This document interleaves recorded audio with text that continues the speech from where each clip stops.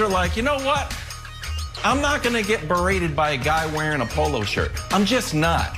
There is a ceiling to how mad you can get in a bathing suit. It's about right here. There's a ceiling to how mad you can get in a polo shirt. It's about right there. You want to scream at me in a suit? The bank manager comes out and yells at me for doing something? All right, bank manager, you got me. You want to wear a tuxedo and yell at me like Frank Sinatra? Okay, I'm sorry, sir.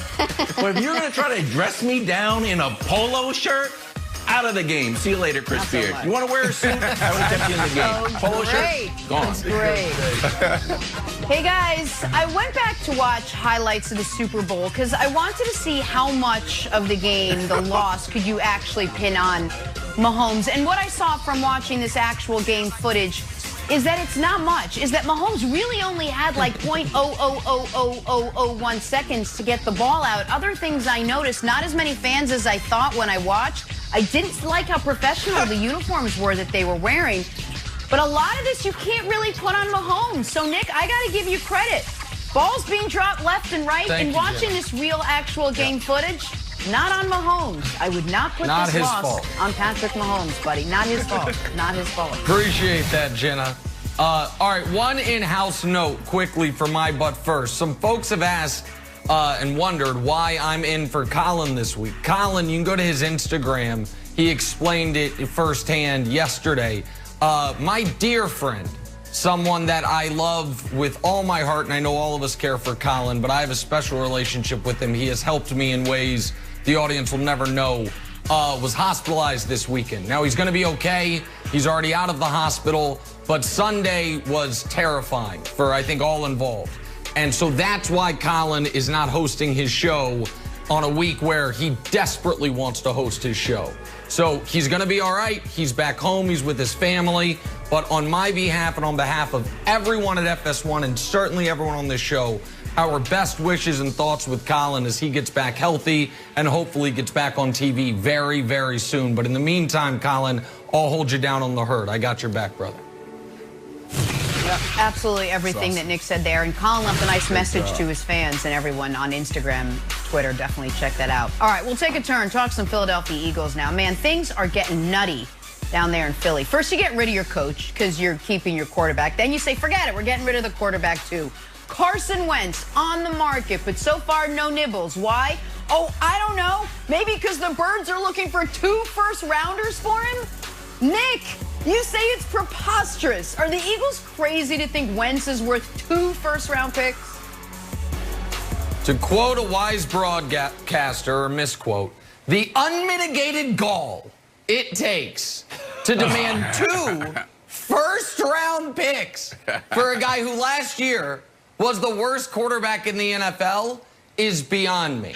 Now, I've said for months, even when many former GMs were out there saying there's no way they trade him, they don't take on the cap hit of trading him, that they could and they would, and it made sense to trade him, particularly early this offseason before mid-March when a roster bonus kicks in on the 3rd day of the league year.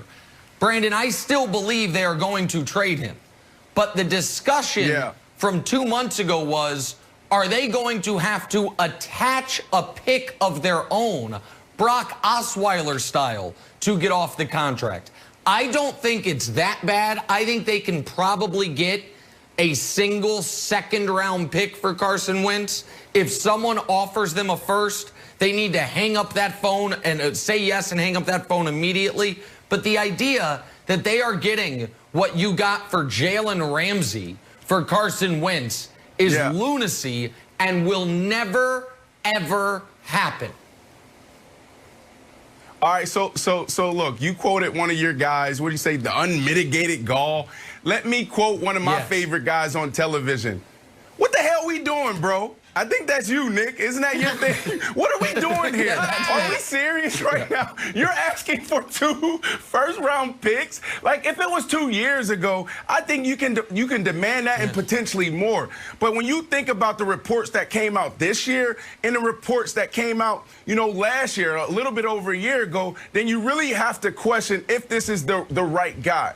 Now, on the field, people are like, well, Brandon, you know, he threw so many picks. He doesn't seem like he has any he poised in the pocket. Those are things that people think they can fix, because when you turn on the film from college, when you turn on the film from year 1, year 2, you're like, yo, this dude can do it. That offensive line was banged up. They had no wide receivers. So on the field, people feel like they can help this guy, Wilds.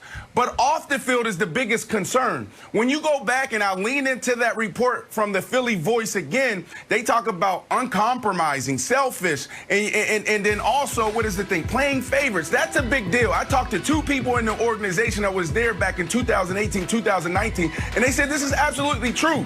We witnessed this year that talent only takes you so far. Tom Brady led his team to Super Bowl 55 off of leadership. Leadership is everything. I was a guy, Wilds, at the beginning of my career, the first 4 years, I didn't understand that dynamic in the locker room and how important it was. And then once I realized that it was the most important thing out there, then that's when I start leaning into it and start understanding that that's where people win, and that's how you separate yourselves from the good to the great. And if Carson Wentz is a guy that can't come in the locker room and bring people together and galvanize his troops, then he's not worth the one. He's not 2 picks. He's not even worth 1. What the hell are we doing here?